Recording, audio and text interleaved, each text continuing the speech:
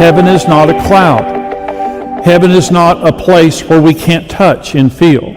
Heaven is a real physical place beyond description. Even though it's described here, it is beyond our ability to comprehend in this realm. This is Revelation 21 talking about where Jesus is right now and when we're going when he returns. One of the 7 angels who had the 7 bowls filled with the 7 last plagues came and talked with me, saying, "Come, I will show you the bride, the Lamb's wife." That's us. And by the way, we become the wife. It says the bride, and then we're the wife. He carried me away into the Spirit to a great and a high mountain and showed me the great city, the holy Jerusalem, descending out of heaven from God, having the glory of God. Her light was like a most precious stone, like a jasper stone, clear as crystal. She had a great and high wall with 12 gates, and 12 angels at the gates, and names written on them, which are the names of the 12 tribes of the children of Israel. 3 gates on the east, 3 gates on the north, 3 gates on the south, 3 gates on the west. Now the wall of the city had 12 foundations, and on them were the names of the 12 apostles of the Lamb. And he who talked with me had a gold reed to measure the city, its gates, its walls. The city is laid out as a square. Its length is as great as its breadth. And he measured the city with its reed, 12,000 furlongs. That's 1,380 miles. Its length, breadth, and height are equal. Then he measured its wall, 144 cubits, according to the measure of a man, that is, of an angel. This is verse 21 now.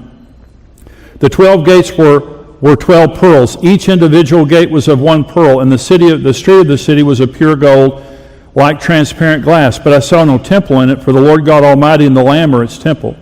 The city had no need of the sun or the moon to shine in it, for the glory of God illuminated it. The Lamb is its light. And the nations of those who are saved shall walk in its light, and the kings of the earth shall bring their glory and honor into it. Its gates shall not be shut at all by day. There shall be no night there. And they shall bring the glory and honor of the nations into it, but there shall be by no means anything enters into it that defiles or causes an abomination or a lie, but only those who are written in the Lamb's book of life.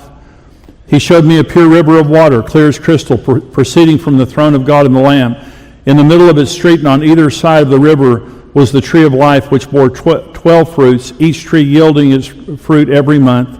The leaves of the tree were for the healing of the nations. Let's stop right there. So we have a city that we're going to that's basically 1,400 miles wide, 1,400 miles long, and 1,400 miles tall. How many of you know you could put a lot of mansions in that?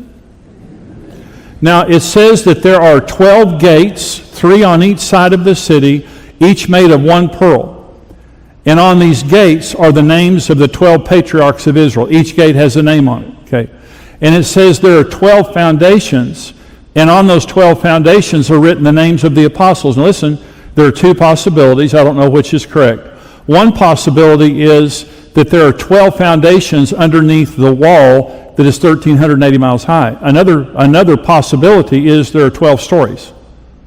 The 12 foundations, if you had 12 stories in that structure, each story would be 1,000 miles apart from the story below it.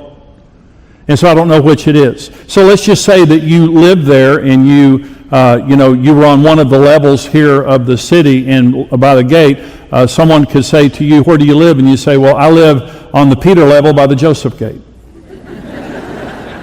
See, I've thought through this. So I don't know what exactly it is. It's beautiful beyond description. It is eternal. You will move in and you will never move out.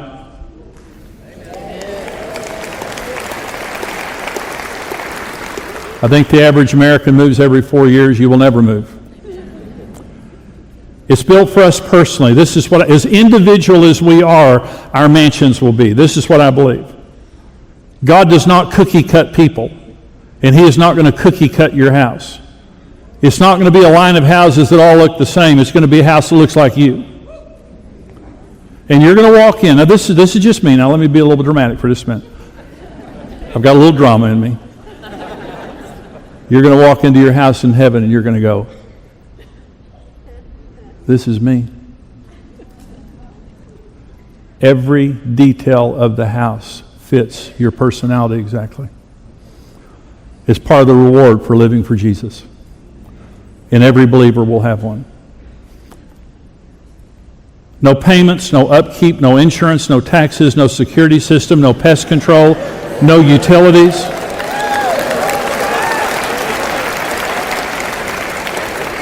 Y'all really like that one.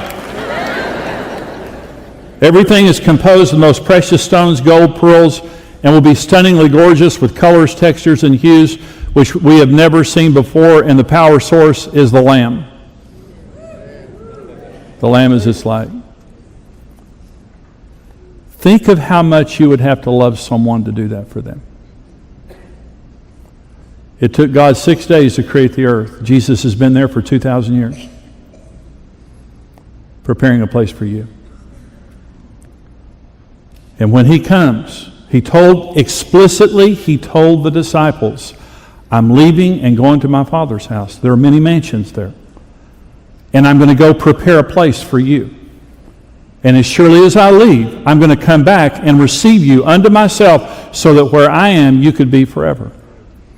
I'm just saying, I don't know how nice your house is. I hope your house is very nice, but it's a rubbish heap compared to that.